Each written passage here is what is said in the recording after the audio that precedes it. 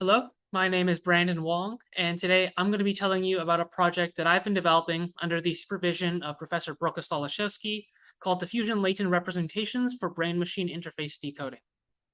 So our research area is in the field of neural decoding, where we want to infer some external stimulus or internal state from some artificial or biological neural system. Now, more broadly, neural decoding can be formulated as a representation learning problem, such that for encoder-decoder networks, we hypothesize that the choice of encoding representation may fundamentally constrain decodability. In contrast, diffusion models provide semantically structured latent representations with strong generative priors. So because of this, we develop a novel framework to test the theory of whether neural activity can be mapped onto these diffusion latent representations for downstream reconstruction. So to test our hypothesis, we evaluate our framework in neural speech decoding, since it provides a challenging testbed for studying how latent representations affect decodability. We use the Brain-to-Text 25 benchmark, which uses 256-channel intracortical recordings from the speech motor cortex, and we evaluate our method using the word error rate. So this is our high-level framework, and again, to remind the audience, we want to test the hypothesis of whether we can use an encoder-decoder framework for neural decoding that uses the latent space of a diffusion model as the encoding space. So I'll walk you through our high-level diagram. So on the left side, we have our data, which would be our neural activity and our ground truth stimulus. On the right-hand side, we have our generated stimulus. And we want to go from the neural activity to the stimulus. Now, like I said previously, our encoder will be using the latent space of a diffusion model as the encoding space. So we want to generate the appropriate ground truth targets for our encoder, which in our case will consist of tokenized latent variables, as well as ground truth conditioning factors, since we assume that we use a conditional diffusion model. Now, the choice of diffusion model is arbitrary, as is the conditioning factor.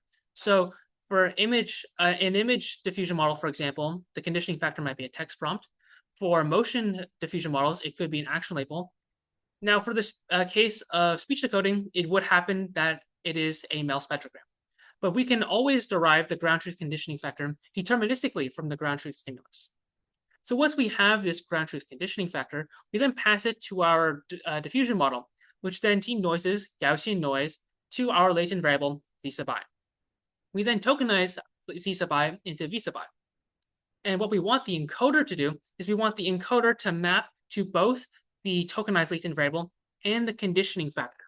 So we have one model, a latent model, to generate the tokenized latent variable, and another model to generate the conditioning factor, which would be the conditioning factor model.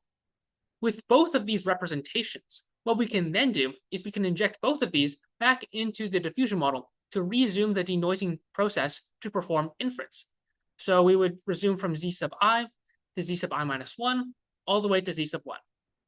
And again, we want to perform training between the ground truth conditioning factor and tokenized latent variable and our generated tokenized latent variable and conditioning factor. And to be more specific in our implementation details, both the latent model and the conditioning factor model were transformer encoder decoders.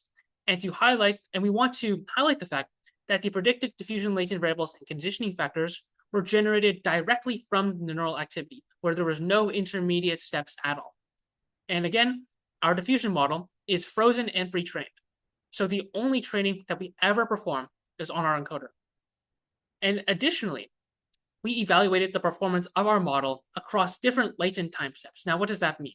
So in this diagram previously, we saw that I is kind of an arbitrary variable, but that's also a hyperparameter of the framework. So we just chose to use I equals 1, 2, and 3 to test the theory of how different latent time step selection alters the performance of our framework. Now, in terms of results, we observe that neural activity can be mapped onto these diffusion latent representations with high reconstruction fidelity, such that our best teacher force performance achieved a 4.6% word error rate, where previous research achieved 6.3%. We also note that decoding performance varies substantially across these diffusion time steps, such that higher diffusion time steps were consistently more decodable than lower.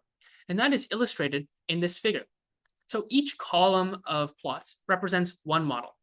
So the first column is the conditioning factor model, and then the other three are the latent models. And we notice that the training and validation loss for all these models, which is the top row, is pretty consistent and pretty stable in terms of convergence. However, conversely, the word error rate in the adapted inference setting varies substantially. And I want to talk about how we do inference in the first place here. So the total inference, the inference that you saw on our high-level framework, just requires us to use the conditioning factor model and then one of these latent models. So we could use the conditioning factor model and latent model 1 and then perform total inference. But the plots that you see in the bottom row with word error rate are done a little differently. It's done in an adapted inference setting, such that we take each latent model and then we take its output and then the ground truth conditioning factor and inject those into the diffusion decoder to check how well the latent model does in isolation of the conditioning factor model. And similarly, for the conditioning factor model, we just pass its output through the diffusion model without injecting any latent variable in the inference process. And we can see that word error rate convergence varies significantly across different latent time steps, such that for latent time step 1 or for latent model 1, there is some form of convergence, but ultimately at very high word error rate levels, whereas latent model 3 has somewhat of a plateaued convergence at pretty low word error rates. So we can see that latent time step selection varies not only the final values of the word error rate, but also its convergence pattern significantly. So in summary, we say that neural decoding can be framed as a representation learning problem. And we show that diffusion latent spaces can support accurate reconstruction from neural activity in encoder-decoder frameworks. Interestingly, we also show that decoding performance depends really on the latent hierarchy level, such that different latent representations are not equally accessible from neural activity, such that different latent representations affect not only the actual value of the word error rate, but how well the model learns that latent space and what kind of convergence patterns are exhibited in terms of word error rate over training.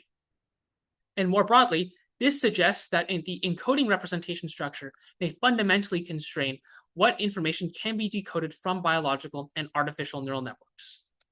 Thank you for listening.